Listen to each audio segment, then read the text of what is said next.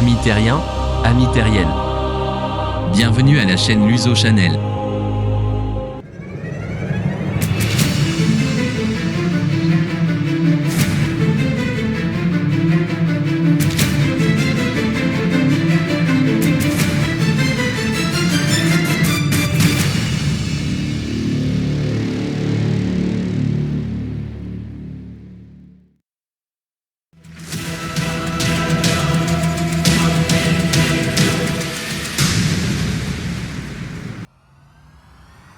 Qui étaient les Néphilim, les géants de la Bible?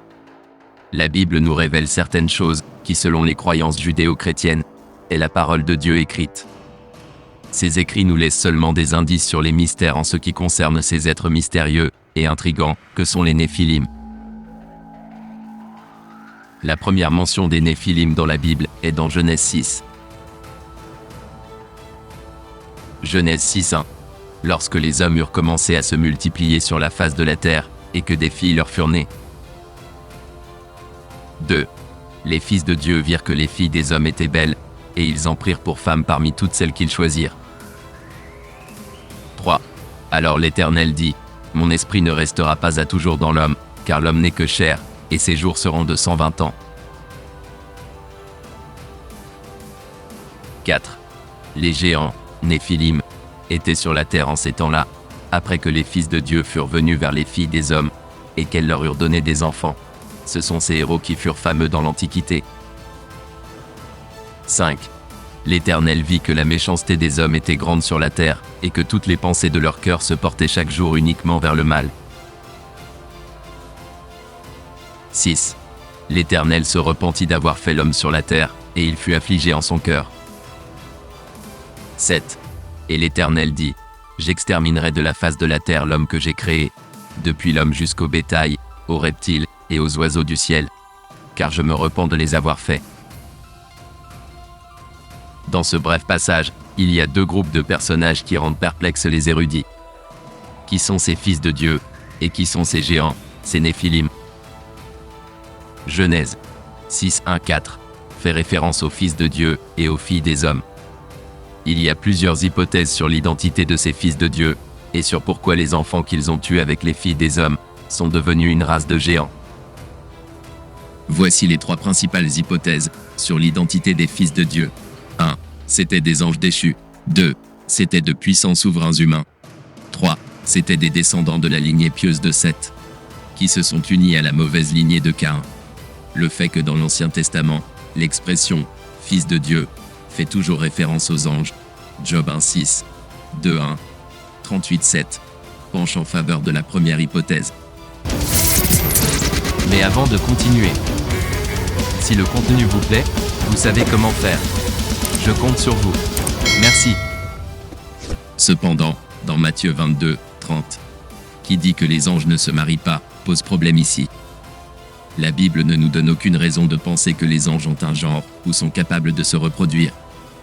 Ce problème ne se pose pas avec les deux autres hypothèses.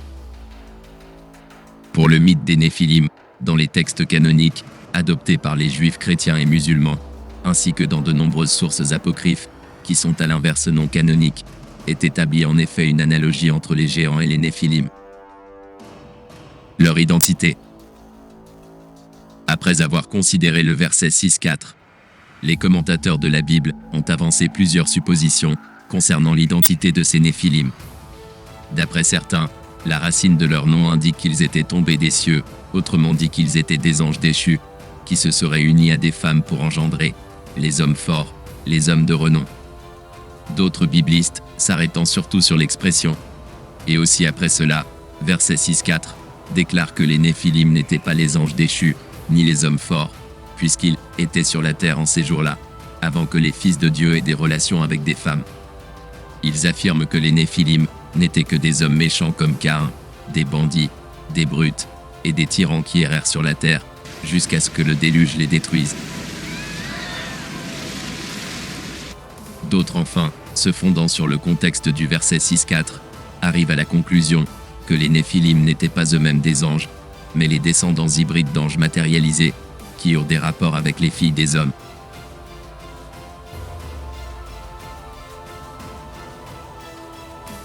Donc, les Néphilim sont perçus, selon les érudits, soit comme des hommes, soit des hybrides, ou soit des démons. Dans la mythologie, il semble que le renom des Néphilim et l'effroi qu'ils suscitaient inspirèrent de nombreuses légendes chez les peuples païens, qui se dispersèrent sur toute la terre, après la confusion du langage à Babel. Les mythologies de l'Antiquité, celle des Grecs n'en étant qu'un exemple. Pour conclure cette vidéo, je terminerai par poser cette question. Qu'est-il arrivé à ces géants? Les Écritures rapportent que ces Néphilim seraient disparus au moment du déluge, livre de la Sagesse 14.6, suite à une condamnation de Dieu à cause de leur révolte. Conséquence de la supériorité que leur conférait leur force ou leur habileté dans l'art de la guerre, livre de Baruch 3.26. Quand le souffle de Dieu eut été retiré de leur être, comme le dit Jean Chrysostome. Métaphoriquement, le géant serait ainsi une part de l'homme, tout comme les dieux d'ailleurs. Les géants seraient donc cette créature arrogante, avec ce désir dévastateur de s'élever au-delà de sa condition, dans une quête perpétuelle de connaissance et de divinisation, que certains aimeront à comparer à la science moderne. Le géant est aussi la part physique, bestiale et violente de l'homme, cet état primaire né du chaos autant créatrice que destructrice. Je vous dis à bientôt pour une prochaine vidéo. Luso Channel. Merci à vous d'avoir regardé la vidéo jusqu'au bout. Abonnez-vous à ma chaîne. Je vous remercie.